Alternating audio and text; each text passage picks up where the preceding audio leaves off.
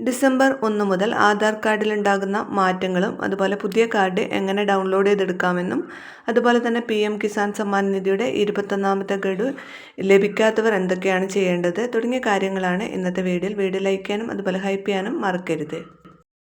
പുതിയ കാർഡിൽ ഫോട്ടോയും QR കോഡും മാത്രമാണ് ഉണ്ടായിരിക്കുക. പേരും മേൽവിലാസവും അടക്കമുള്ള വ്യക്തിഗത വിവരങ്ങളും 12 അക്ക ആധാർ നമ്പറും ഒഴിവാക്കും. ഈ വിവരങ്ങൾ ആവശ്യക്കാർക്ക് മാത്രം കാണാവുന്ന തരത്തിൽ QR കോഡിൽ സുരക്ഷിതമാക്കും. ഡിസംബർ 1 മുതൽ പുതിയ കാർഡിനുള്ള നടപടിക്ക് unique identification authority of India തുടക്കം കുറിക്കും. പുതിയ കാർഡ് ഡൗൺലോഡ് ചെയ്യുന്നതിനുള്ള മൊബൈൽ ആപ്പും അന്ന് നിലവിൽ വരും. അതിലൂടെ പുതിയ കാർഡ് എടുക്കാം. പുതിയ സംവിധാനം വരുന്നതുവരെ നിലവിലെ കാർഡ് ഉപയോഗിക്കാം. അതിനുശേഷം അസാധുവാക്കും. ഡിസംബർ 1 മുതൽ ആൻഡ്രോയിഡ് ഫോണിൽ ഗൂഗിൾ പ്ലേ സ്റ്റോറിൽ നിന്നും ഐഫോണിൽ ആപ്പിൾ സ്റ്റോറിൽ നിന്നും ആധാർ എന്ന് ടൈപ്പ് ചെയ്ത് ആപ്പ് ഡൗൺലോഡ് ചെയ്യാം. തുടർന്ന് ആധാർ നമ്പർ നൽകണം. ലിങ്ക് ചെയ്ത മൊബൈലിൽ വരുന്ന OTPയിലൂടെ വിവരങ്ങൾ വെരിഫൈ ചെയ്യാം. മുഖത്തിൻ്റെ ചിത്രം സ്കാൻ ചെയ്ത് ആധികാരികത ഉറപ്പാക്കണം. 6 അക്ക പിൻ നൽകുന്നതോടെ ആധാർ ഉപയോഗിച്ച് തുടങ്ങാം. മറ്റാർക്കും സ്ക്രീൻഷോട്ട് എടുക്കാനോ പ്രിൻ്റ് ചെയ്യാനോ സാധിക്കില്ല.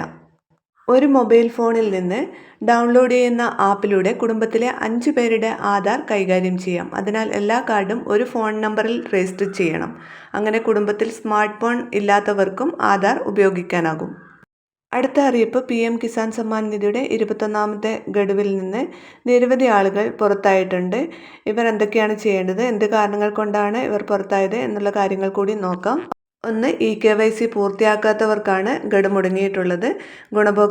ഇത്തരം ഗുണഭോക്താക്കളെ ലിസ്റ്റിൽ നിന്ന് ഒഴിവാക്കിയിരിക്കാം. അടുത്തത് ലാൻഡ് സീഡിംഗ് ആണ്.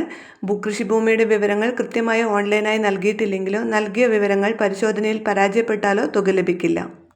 അതുപോലെ തന്നെ ആധാർ ബാങ്ക് അക്കൗണ്ടുമായി ലിങ്ക് ചെയ്യാത്തതും. 21ാമത്തെ ഗഡു മുടങ്ങിയിട്ടുള്ളവർ EKYC ചെയ്യുക. ബയോമെട്രിക് EKYC തന്നെ ചെയ്യാൻ ശ്രദ്ധിക്കുക. അത് അടുത്തുള്ള അക്ഷയ കേന്ദ്രം വഴി ചെയ്യാവുന്നതാണ്.